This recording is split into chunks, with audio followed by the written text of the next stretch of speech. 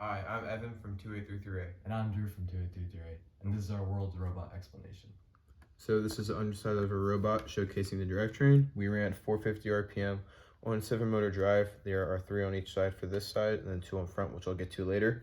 And then on each side of the drivetrain, we have 2 middle 2.75 Omni static wheels, and those are to help us get over the drivetrain. We noticed during our testing that help us get over the barrier a lot easier. And then we also have these 2 rails on each side of the drivetrain that are braced by this high strength axles. Those also help the gears not touch when they're going over the barrier. And then for our sleds, we have double stacked in the front and just single stacked in the back, since that would help prevent cracking out roads and make us have more time during matches.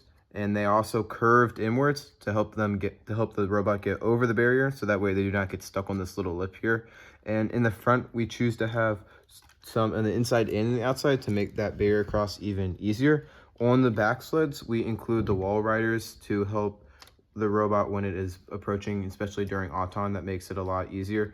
And then moving on to the front.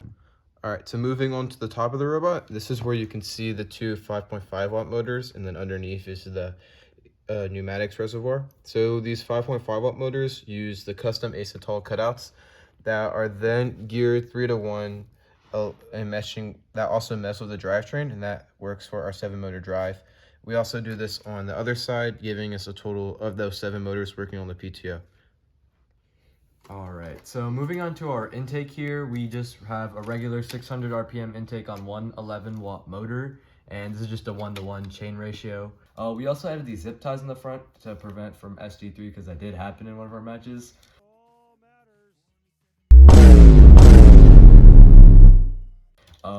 And then moving on to the sides, you can see here, and here we do have our intake sleds. And another cool feature about our intake sleds is we did curve them at the top. So in one of our matches, we were actually able to get under our opponent's intake and steal the tri-ball from them. Whoa, they knock one of the tri-balls right out of the Blue Alliance. And we decided to go with flex wheels over rubber bands just because we thought that worked better for us, and we used them a lot throughout the season. Another thing up here, we do just have these hard stops, so that way our intake rests. And we chose to go with a non-moving intake. Actually, before Worlds, we did have pistons that would move our intake up and down. And we decided that this was better just because we could grab the tri-balls more quickly and not have to have 2 more pistons to increase weight. We also just have this rubber band ramp here just to help us hold the tri-balls better when we do intake them. Another thing here, which is just something a lot of teams had, was another just simple trapdoor mech where we just place the tri-ball on here, and the intake would just take it and pull the tri-ball out. And when we intake it, the tri-balls could not leave the robot. And then moving on to our front wings here, we have just regular front wings. They're not locking or anything, but they are wedged. So what we did with these are we just kept them at an angle using screws and spacers. And another cool thing with this was that because we were such a low robot, we couldn't have tall back wings to de-score the ball for AWP. So what we did is we went over the goal, and then these wings would just fold up due to them just being on zip ties. And we had them rubber banded back just so they'd fold right back down afterwards. And it's the same thing on this side. Just go up, and then the rubber band came off, but it comes right back down on this side as well. So that was just our front wings. And moving on to our back wings, we had regular just back wings that go down. They were short just so we had to stay under the goal of 6 inches.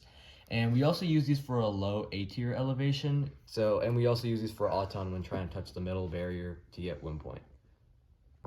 So starting with our hang release, it is powered by this 1-inch piston, which is then trapping the shaft collar mechanism using this standoff and spacer just to hold it in place. So then when this piston releases, the shaft collar will fly off, attached to this rope, and then the hang goes up like that. It's kind of broken right now due to Worlds, but then this top part will fold out, and we have these rubber bands here. They're orange, so they're not as tensioned. We have 2 in the front and 2 in the back, and that just prevents it from swinging back and forth as much as they're pulling on both sides. And then moving on to the hook mechanism, it is a fairly simple hook mechanism, just using a screw that was very bent from Worlds and a standoff just to keep it in place. We keep this rubber band here so that during our matches, when we're de-scoring, it doesn't fly up and get entwined in the goal. And that's basically pretty much that. And then when we fold it back down, the reason there's this big slot in here is to save space so that it can bend easily, and that way we have a fair amount of clearance when going under the goal, so we have no risk of entanglement unless something breaks, but that's never happened yet. The reason we chose to go with this poly is because the metal, it is a fairly heavy, and that would cost us savings, especially since this robot is a little heavier than other D-Score bots. So we figured one way to save weight would just be to go with the poly on this, and that it's less bulky, and since we have a fairly bigger drivetrain than others, it's a lot easier to incorporate. All this works together using this banding system here. This is a hinge connected to this poly, which would then, when it bends out, using these rubber bands, and currently there's not, but there would be rubber bands from here stretching on this side, which would then pull this whole system out like this. We use this non-slip here to prevent this rope from getting entwined in the hinges, and then that is connected up to the top here, which is then pulled in using the winch. So talking about the PTO, further what we have is the two acetol cutouts on each side, and they're inside we have two 1-inch pistons powering. We figured that this would be easier since we have a wider robot. Doing a bigger piston and going out this way is going to be harder for the pistons to extend the gears more accurately. So due to this aspect, we decided to go with two 1-inch pistons. These pistons then drive this gear outward onto the drivetrain, so that it's making contact with the gear system from the 5.5 and the entire drivetrain motor on the bottom. And this happens on both sides simultaneously. Once they are engaged, when the drivetrain goes, it then turns the winch system with it, and they are passively rubber band back in. And then moving on to the ratchet system. So for our winch to work, we use these two outer gears, which is connected with a ratchet through these standoffs. That is braced through this standoff line going across on each side, and they are just rubber banded back to this side of the drivetrain. In order for this whole system to work, we had to utilize a lot of the thin McMaster spacers, as the gears are very close together. In order to minimize friction, we have to include those, especially on the drivetrain and in the PTO. And when bracing these acetol gussets here for the PTO, we have to make sure that we include standoffs so that they align properly, along with minimizing the friction.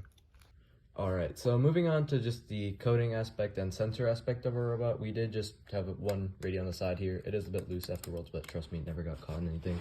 And then moving on to our brain, it was just a regular, our coder made a good auton selector for just all of the different types of scenarios we'd have to run. We never ran skills, but we did have one for skills. And then moving on to what sensors we had, we actually have no odometer on this robot just due to the type packaging and everything we had to put for a low bot, and we just couldn't fit one in. But we did have space to put one inertial sensor in here, which is sitting right here. And that's pretty much everything we have for our sensors. Our coder did just use for odometer, he just used the motor encoders that were already on the motors, and his code turned out pretty well.